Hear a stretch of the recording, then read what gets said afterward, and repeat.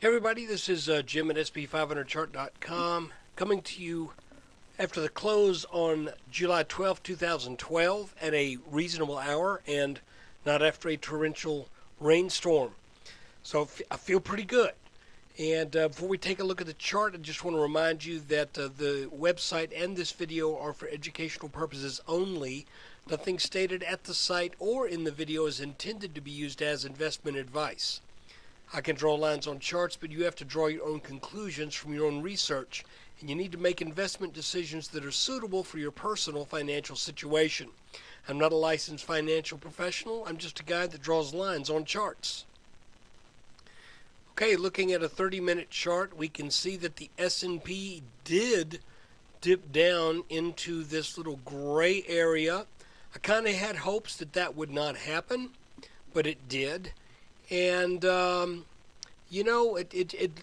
would expect that there, somewhere down around this area, we should find some gap support, okay?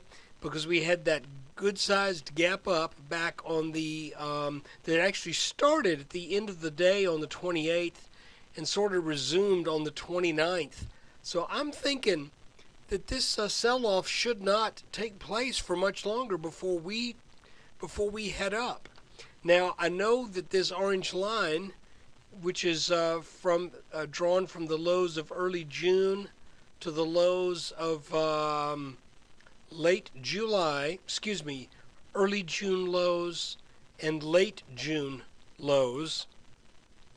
I know that we broke that line today, but then we kind of came back up for a back test and stayed around it a bit. So, it's hard for me to get extremely concerned with what happened today. But I would say this: if we take out this green line down here, and especially if we get back under 1300, then I would think this is we'd have to probably call this a failed inverted head and shoulders pattern, or it may not be a thorough failure, but one that failed to reach the level that we were looking for. Even if we use the more cautious neckline, which is this line right here, and we go with this breakout, the second quote breakout, then you can see we still didn't get up there to the high 1380s. Instead, we got to the mid 1370s. But in a nutshell,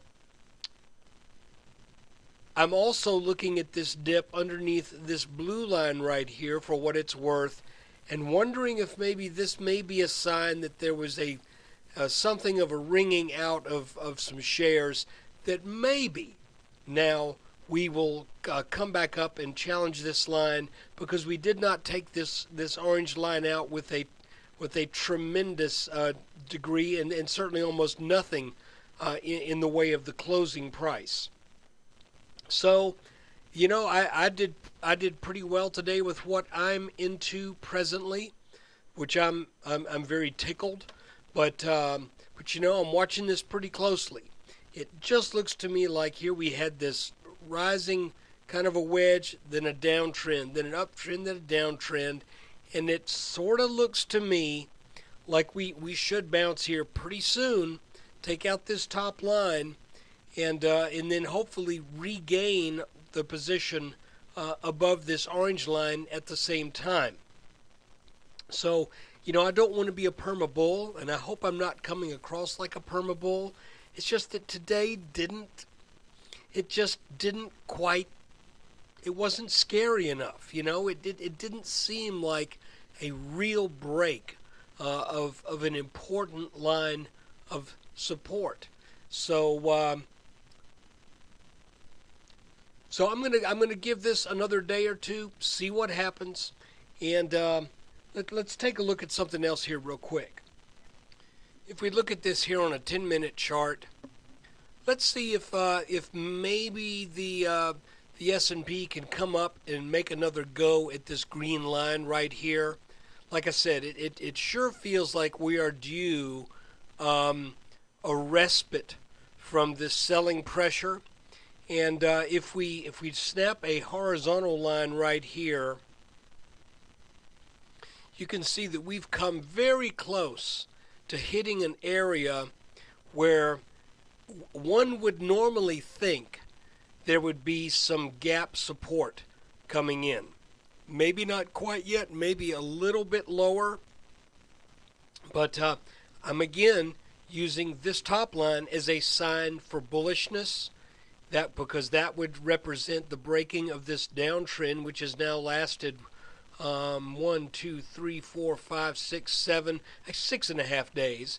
And since it's a downtrend, you know, these little breaks underneath this right here, maybe I'm being a little rosy and a little optimistic, but since we're in a downtrend, when you fall out of that downward channel, you know, that almost makes me think that's the end.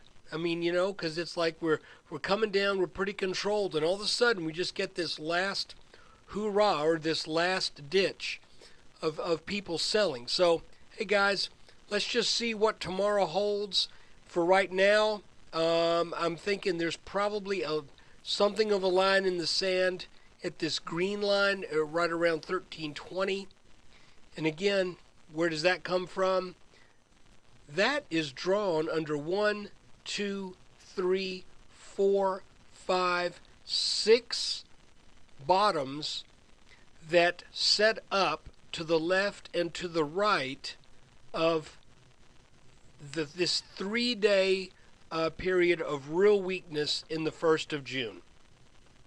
So I'm thinking if we come down here, we will do two things.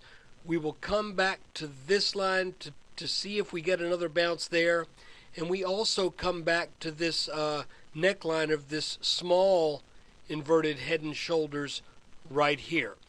But guys, I'll tell you what, I'll be honest with you, this market is looking really kind of schizoid right now. For, you know, one day it'll look like it's ready to bounce and head on up, and then the next day it just says, no, I don't think so. So, you know, I'm still about 60% cash. I'm kind of prepared for the worst, but hoping for the best.